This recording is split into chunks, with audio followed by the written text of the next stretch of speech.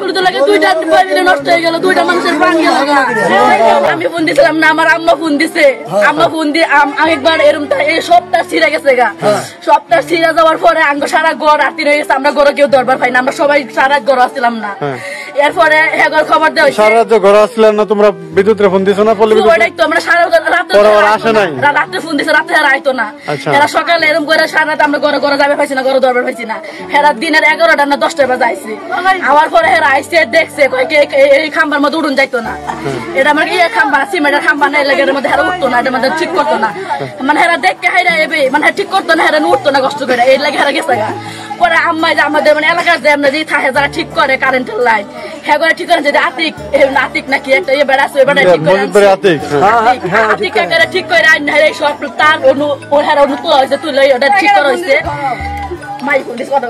ওরা ঠিক করা হয়েছে, ঠিক করে পরে সব তার গুলো যে নাম্বার হয়েছে তোলা হয়েছে, এই তারগুলো যে নাম্বার হয়েছে।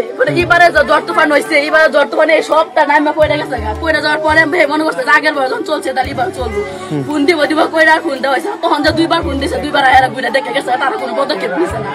আজকে তাগরে গাফিলতি লাগিয়া দুইটা ফ্যামিলি নষ্ট হয়ে গেল, এই তাই কি হেরা নিবো, হেরা কিনা বর্তুক দিব, এরা কিনা জরিমানা দিব। এখন আজকে গাফিলতি লাগে দুইটা ফ্যামিলি নষ্ট হয়ে গেল, দুইটা মানুষের প্রাণ গেল।